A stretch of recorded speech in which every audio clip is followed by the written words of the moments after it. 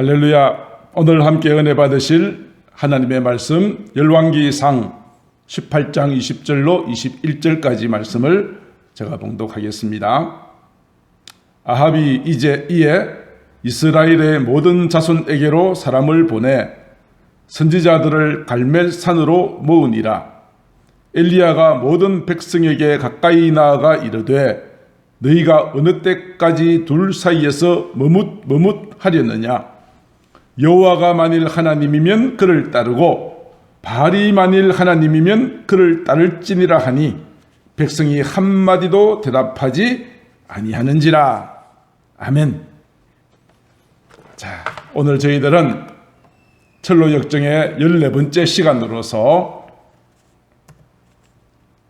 두 마음, 대마와 은광, 소금 기둥, 이런 주제로 말씀을 드리도록 하겠습니다. 저희들은 지난 시간에 크리스천과 성실이 허영의 도시에 들어갔던 이야기를 나누어 드렸습니다. 허영의 도시에는 1년 365일 24시간 열리는 시장이 있었습니다. 그 시장의 이름은 허영의 시장입니다. 허영의 시장에 진열되어 판매되는 상품들은 사람의 마음을 뺏기에 충분할 만큼 매력적이고 세계의 모든 명품들이 다 모여 있었습니다. 순례자들이 청성을 향하여 길을 가다가 이 허영의 도시에 들어가면 그 물건들의 마음을 빼앗겨서 실족하고 넘어진 자들이 한둘이 아니었습니다. 크리스찬과 성실은 그곳에서 파는 모든 것들이 헛된 줄을 알았기에 눈길 한번 주지 않으려 하였고, 이 물건이 좋다라고 호객행위하는 소리를 듣지 않으려고 귀를 막고 달려나갔습니다. 그런데 그 시장을 통과하는 두 사람의 존재는 시장 사람들을 크게 동요시켰습니다. 그들이 입고 있는 옷이 달랐고 그들의 말이 달랐고 또 그들은 자기들이 그토록 열광하는 상품들에 대하여서 전혀 무관심하였기 때문입니다. 더구나 이들이 우리는 진리를 구한다는 말을 듣고는 소동이 벌어졌습니다. 저들은 이 두 사람을 재판관 앞으로 끌고 가서 신문을 합니다. 철장에다가 가두고 사람들의 구경거리가 되게 했습니다.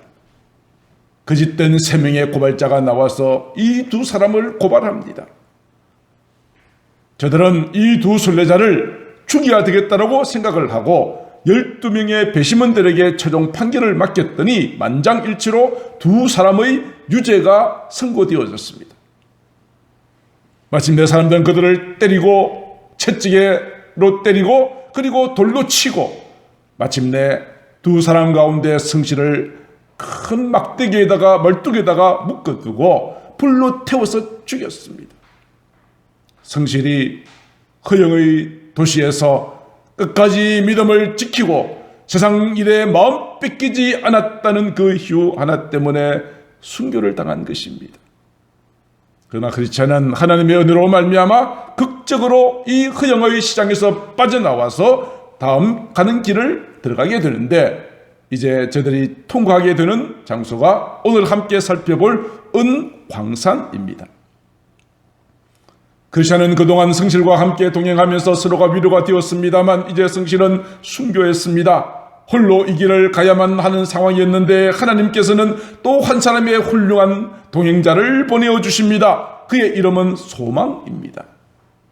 이 소망은 허영의 도시에서 지나고 있었습니다만 크리스천과 성실이 사람들의 그 무고한 일에 고발하고 하는 것에 대하여 당당하게 믿음으로 맞서는 것을 보고는 마음의 감동을 받고 나도 이 사람과 함께 크리스천과 함께 순례길을 가야 되겠다라고 마음에 결심을 하게 되어진 것이죠.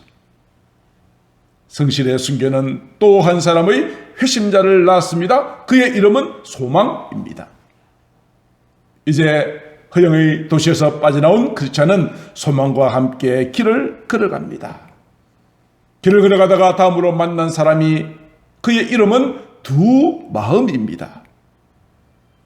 두 마음은 어떤 상태를 말하는 것입니까? 입으로는 신앙 고백을 하지만 그의 마음속에는 이기적인 목적이 감추어져 있습니다.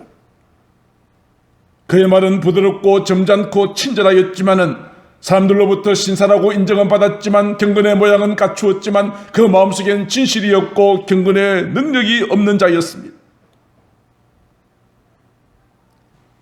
자신의 영광을 추구하고 자신의 이익에만 관심이 있는 자였습니다. 이러한 자를 사도 바울은 디모데전서 6장 3절에서 이렇게 말합니다. 누구든지 다른 교훈을 하며 바른 말 곧 우리 주 예수 그리스도의 말씀과 경건에 관한 교훈을 따르지 않으면, 예수를 믿는다 하지만은 하나님의 말씀에 따르지 않고 이 두 마음을 가진 자들은 어떤 사람이냐? 마음이 부패하고 진리를 잃어버려서 경건을 이익의 방도로 생각하는 자들이라고 말합니다. 교회는 나오지만 신앙생활은 하지만 교회에서 직분은 가졌지만 그들의 마음속에는 사람들로부터 인정받고 박수갈채를 받고 그들을 통하여 교회를 통하여 십자가를 이용하여서 무엇인가 세상적인 복을 추구하는 자의 모습이 바로 두 마음이라고 하는 것입니다. 그래서 저는 두 마음의 가족관계에 대해서 물어봅니다.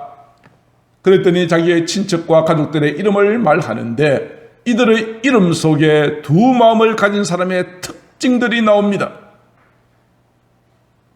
두 마음의 친척 가운데 변절이라는 자가 있습니다. 자기의 원칙과 행동이 정해져 있지 않습니다. 그냥 얼마든지 뒤집고 바꿀 수 있는 자, 변절. 두 번째는 기회주의자입니다. 나에게 무엇인가 유익이 된다고 한다면 그쪽을 찾아가는 것입니다. 원리도 원칙도 비전도 아무것도 없는 자, 기회주의자입니다. 그들은 말을 참 잘합니다. 그리고 그 말로 다른 사람을 속입니다. 그리고 두 얼굴을 가진 자입니다. 한쪽 눈은 하늘을 바라보지만 한쪽 눈은 땅을 향하여 바라보고 있는 두 얼굴을 가진 자. 또 다른 친척의 이름은 무신경입니다. 진리의 말씀이 어떻는지 관심이 없이 그냥 세상에 자기 정욕대로 살아가는 자가 바로 두 마음의 친척입니다. 그런데요, 이 두 마음의 친척 가운데는 목사님도 계셨어요. 두 마음의 친척인 목사님은 그의 이름의 두 혀를 가진 자입니다. 진리를 말하지 않고 세상적인 잘못된 교훈을 가르치는 자입니다. 그리고 그의 아내의 이름은 거짓 꿈입니다. 이러한 그의 친척과 가족들의 이름 속에 두 마음을 가진 자가 어떤 자인지를 알 수 있는 것입니다.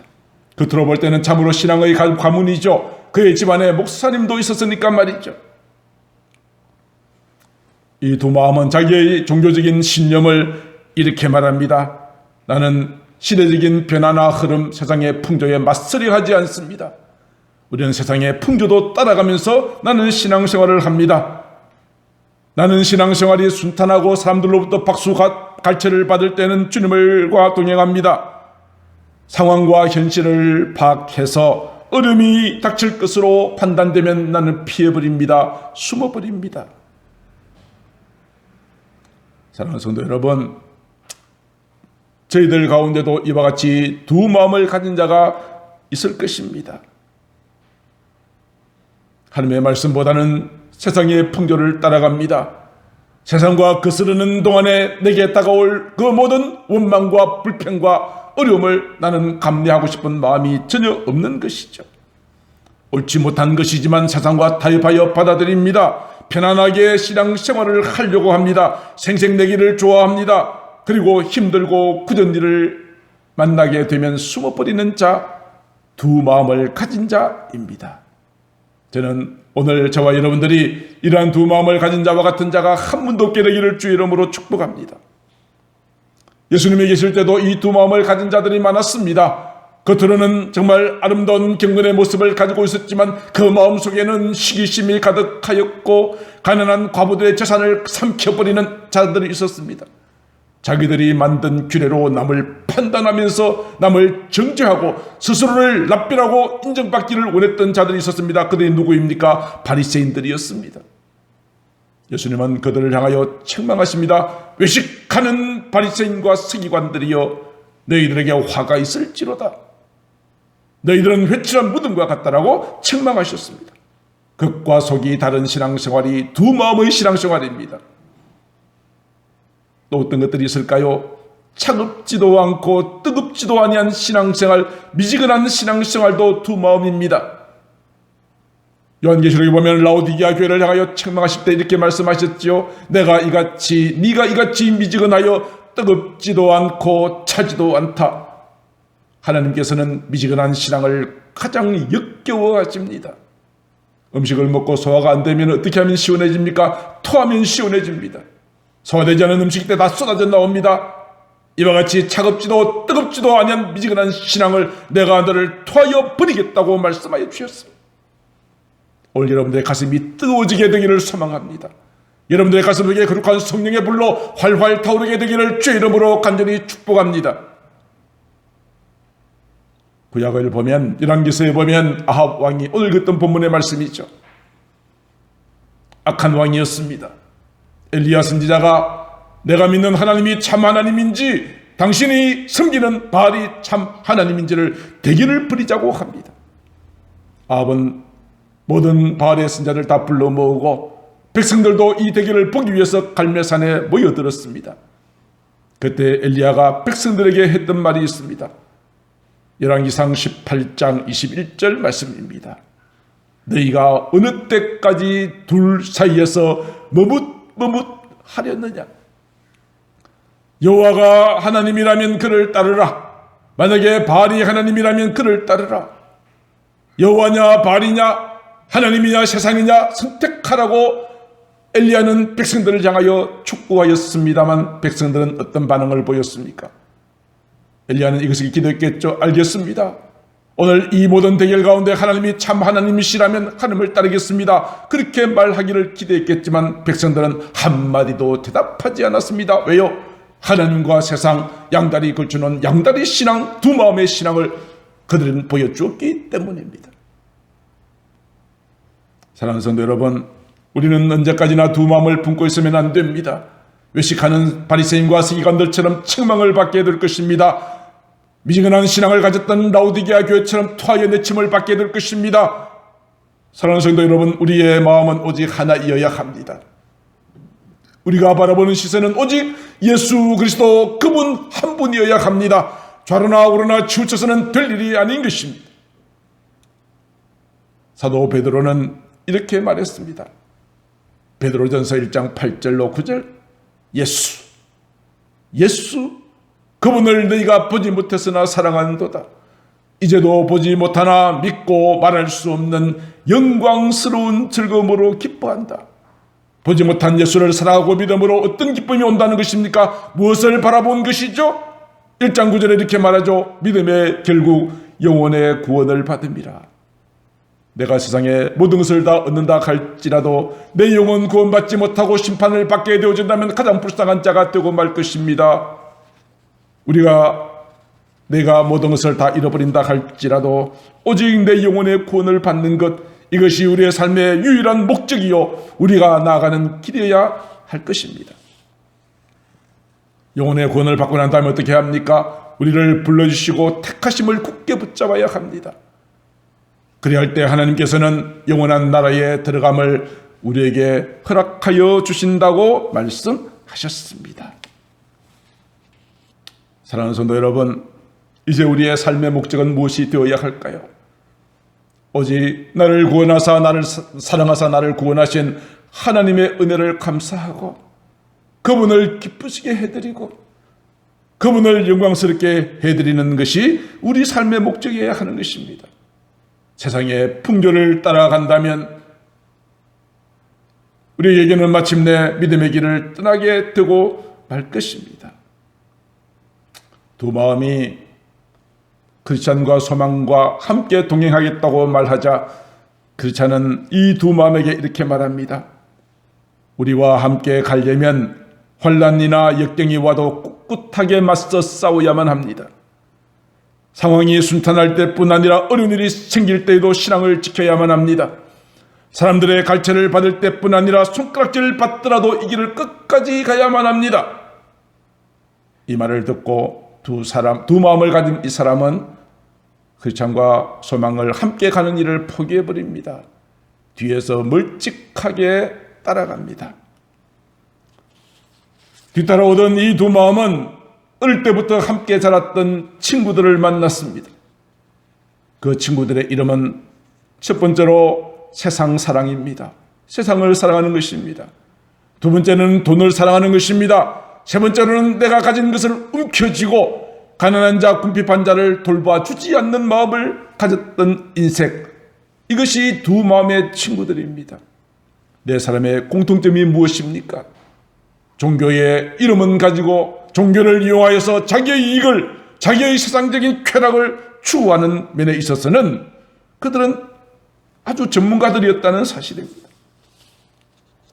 저들은 이렇게 말합니다. 예수님, 우리가 성경에 보면은 믿음의 인물들 가운데 부자가 많지 않습니까? 아브라함을 보십시오. 얼마나 부자였습니까? 우리가 부자 되는 것이 뭐가 잘못됐다는 것입니까? 라고 이야기를 합니다. 그렇죠.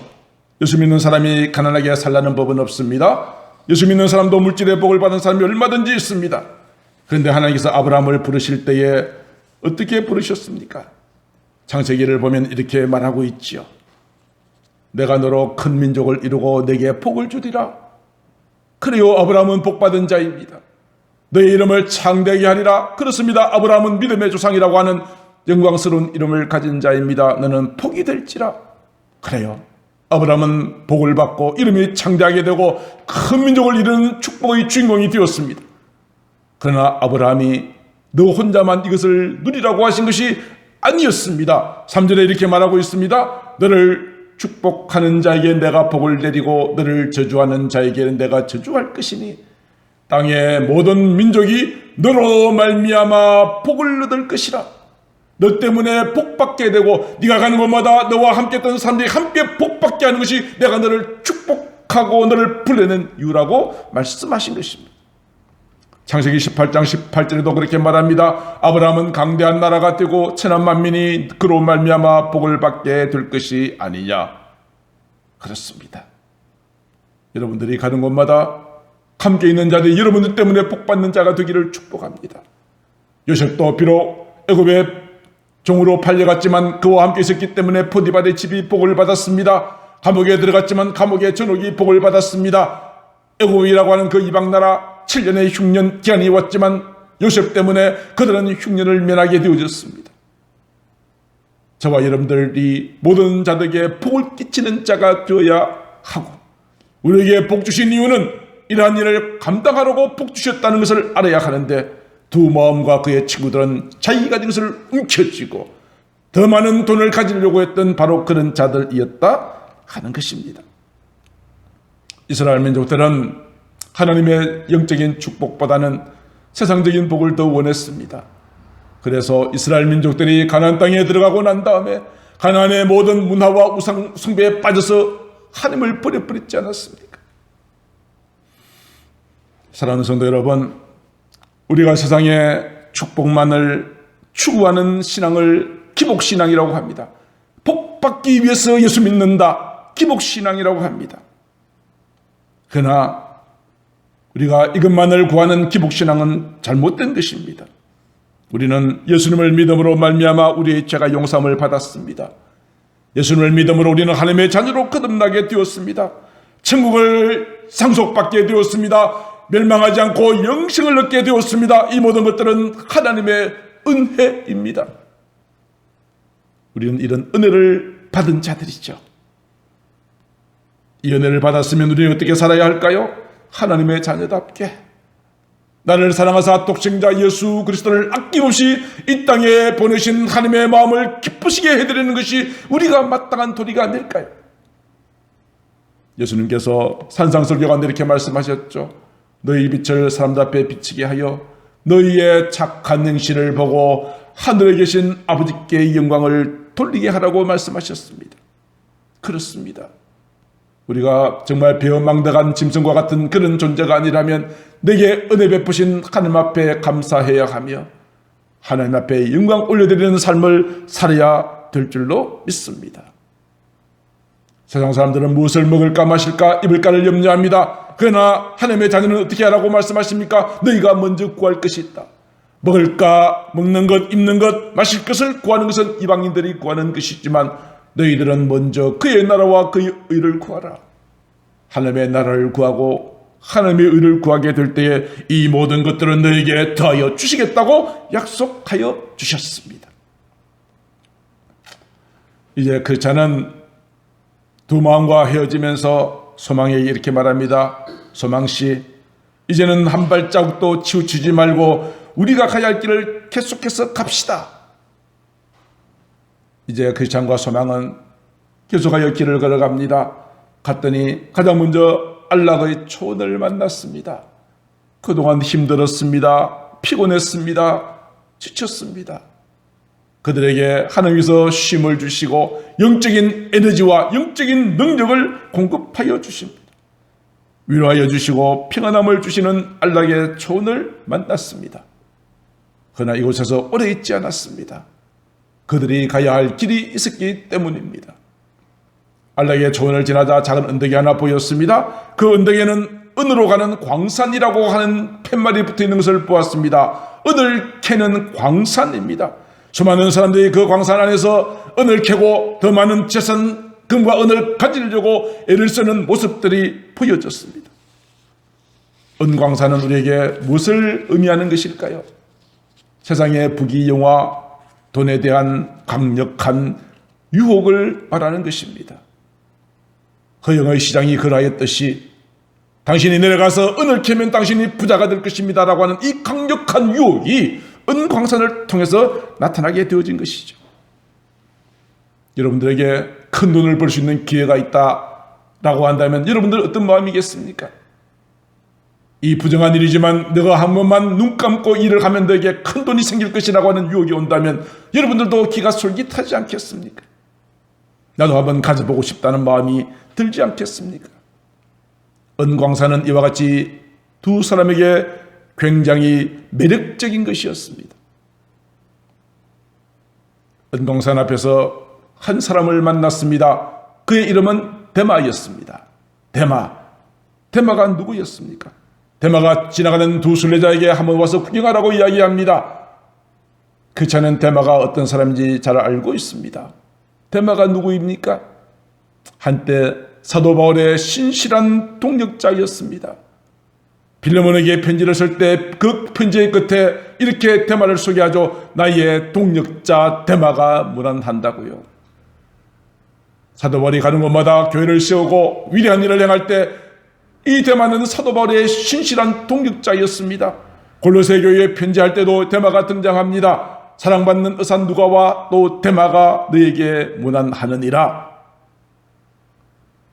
이랬던 데마가 사도 바울이 감옥에 갇히고 어려움이 딱 닥치자 두 마음과 같이 그만 그들은 변절해 버렸습니다.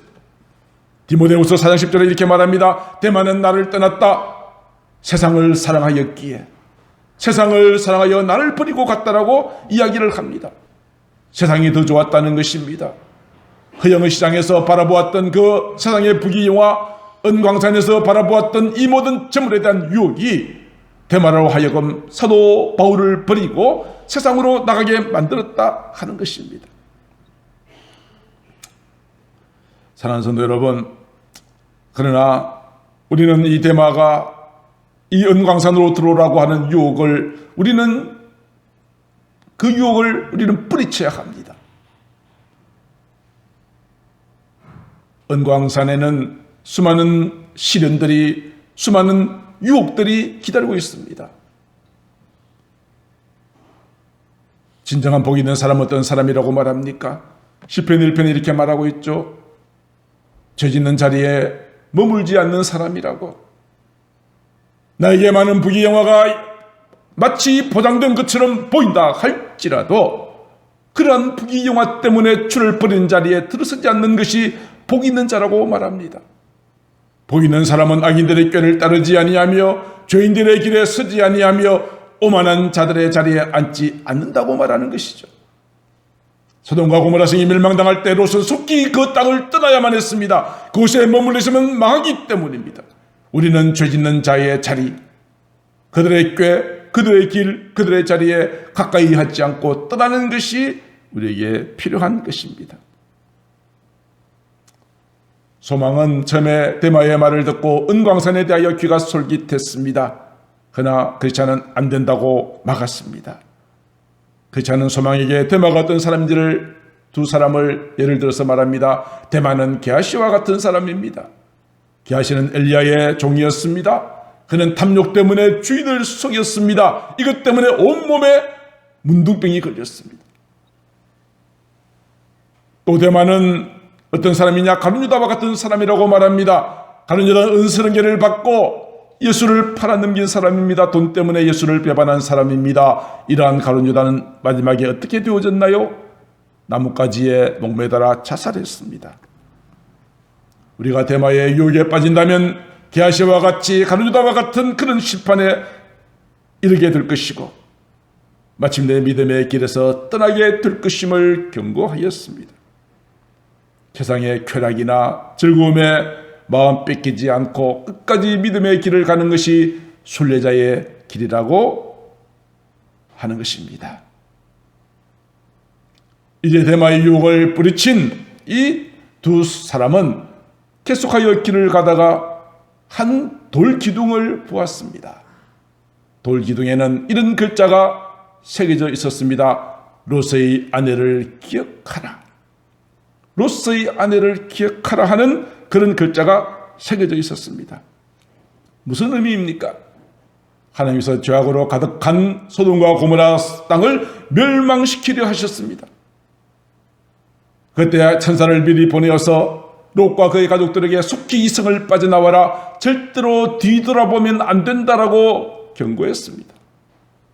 마침내 하나님께서 하늘로부터 유황과 불을 소돔과 고모라 성에 쏟아내리셨습니다. 그래서 그 소돔과 고모라 성이 다 엎드러져 멸망당했습니다. 소돔과 고모라 땅이 멸망당하기 전에 천사들의 손에 이끌리어서 롯과 그의 가족들은 이 심판은 면했습니다. 그런데 롯의 아내는 두고 온 것들에 대한 미련이 남아 있었습니다. 마치 두 순례자가 허영의 시장에서 보았던 것들, 은광산에서 보았던 것들, 이런 것들에 대한 미련을 끝내 버리지 못한 자가 롯의 아내였습니다. 그래서 롯의 아내는 천사가 들려준 그 말을 무시했습니다. 그리고 뒤를 돌아보았습니다.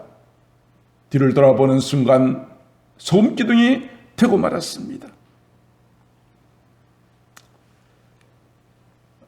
필그림 하우스에 가면요, 이제 제가 8월 달에 가게 될 텐데, 거기에도 이 롯의 아내 돌기둥의 조각이 있어요. 그 롯의 아내가 그의 시선이 어디로 가 있는 줄 아십니까? 뒤돌아보다가 소음기둥이 되어졌죠. 거기 가면은 허영의 시장을 쳐다보고 있는 롯의 아내의 돌기둥이 서 있어요. 그래요. 우리가 세상에 이것을 돌아보면 안 되는 것입니다. 이스라엘 민족이 애굽에 종살이하다가 해방되었습니다. 가나안 땅에 축복을 향하여 나아가다가 가데스 바네아에서 12명의 정탐꾼을 보내었다가 10명의 부정적인 보고를 듣고 그들이 하나님을 원망하면서 이런 말을 한 적이 있죠. 민수기서 14장 4절에 우리가 한 지휘관을 세우고 애굽으로 돌아가자. 애굽으로 돌아가자. 하나님께서 적과 꿀이 흐르는 가나안 땅을 주시겠다고 약속하신 말씀을 저들은 잊어버리고 애굽으로 돌아가자. 세상으로 돌아가자. 내가 믿음의 길을 걸어오기 전에 이전에 살던 모든 삶으로 돌아가자라고 외치는 자들이 있었어요. 하나님께서는 이 말씀을 듣고 진노하셨어요. 이렇게 말씀하십니다. 여호와께서 모세에게 이르시되 이 백성이 어느 때까지 나를 멸시하겠느냐? 내가 그들 중에 많은 이적을 행하였으나 어느 때까지 나를 믿지 않겠느냐? 어느 때까지? 우리가 하나님의 말씀을 불신하는 것은 하나님을 멸시하는 것이고 하나님께서 우리에게 베푸시는 수많은 기적과 은혜를 깨닫지 못하는 것은 배은망덕한 것이 아닐 수 없을 것입니다. 사랑하는 성도 여러분, 마지막 이 롯의 아내를 기억하라는 이 메시지는 우리에게 무엇을 말해 주고 있습니까? 우리가 다시 믿음의 길을 떠나서 세상으로 가면 안 된다는 것입니다. 롯의 아내와 같이 뒤돌아보면 안 된다는 것입니다. 대마와 같이 세상을 사랑하여 하나님의 말씀을 떠난 자가 되어서는 안 된다는 것입니다. 끝까지 견디는 자가 구원을 받습니다. 우리 앞에 가나안 땅의 축복이 멀지 않습니다. 조금만 더 힘들어도 참고 인내하여 가십시다. 우리 모두 가나안 땅의 축복을 누리는 주인공 되어지기를 주님의 이름으로 축복합니다. 이제 말씀을 마치려고 합니다. 그렇지 않은 롯의 아내 이야기를 하면서 이런 말을 합니다. 롯의 아내는 멸망당하는 소돔성에서 죽지 않고 빠져나왔기 때문에 한 가지 심판은 면했습니다. 그러나 또 다른 심판에 의해서 멸망당했습니다. 우리가 본 것처럼 소음기둥으로 변했으니 말입니다. 무슨 말입니까? 아직 끝나지 않았다는 것입니다. 천성에 이르기까지 수많은 시험과 유혹과 싸움이 있다는 것입니다. 그럼 우리가 늘 주님 앞에 가는 날까지 기억해야 될 말씀이 있습니다. 늘 깨어서 기도하자. 롯의 아내와 같이 뒤돌아보는 자가 되지 말자 하는 것입니다. 사랑하는 성도 여러분, 우리가 천성을 향하여 가는 길에는 수많은 유혹과 어려움들이 우리를 기다리고 있다는 사실을 기억하십시다. 우리는 결코 그들의 유혹에 빠져서 믿음의 길을 중단한 자가 되어서는 안 됩니다. 그동안 코로나 때문에 우리가 해이해진 우리의 마음을 다시 한번 허리띠를 동여매어야 합니다. 다시 한번 우리 가슴속에 거룩한 성령의 불을 붙여야 합니다. 성령의 권능을 가지고 끝까지 믿음으로 승리하는 자가 되어져야 하는 것입니다. 이것이 오늘 철로 역정이 우리에게 주는 소중한 영적 교훈입니다. 우리 모두 한 사람도 빠짐없이 천성으로 가는 길에 승리자가 되어지기를 우리 주 예수님의 이름으로 축복합니다. 기도하겠습니다. 존귀하신 하나님 아버지, 우리가 걸어가는 믿음의 길에는 수많은 어려움들이 있습니다. 세상의 풍조를 따라 살아가는 두 마음과 같은 자들을 만나서 우리의 마음이 흔들리기도 합니다. 많은 유혹을 준다는 그러한 은광산 앞에서, 대마의 유혹 앞에서 우리가 귀가 솔깃해지고 우리가 영적으로 어려움을 당할 때도 있습니다. 그러나 롯의 아내의 돌기둥을 통하여 우리에게 경고하십니다. 너는 뒤돌아보는 자가 되지 말라. 세상의 유혹과 핍박 앞에 흔들리는 자가 되지 말라. 너가 가는 길은 분명하다. 우리는 우리의 영혼의 구원을 받기 위하여, 받은 은혜를 감사하기 위하여 살아가는 영적인 하나님의 백성임을 기억하라. 가다가 중단하지 말고 포기하지 말고 끝까지 믿음의 길을 가라고 주님께서 말씀하십니다. 오늘도 이 말씀 붙들고 끝까지 승리하는 저희들 되어줄 수 있도록 인도하여 주시옵소서. 사랑이 많으신 우리 구주 예수님 이름으로 기도드리옵나이다. 아멘.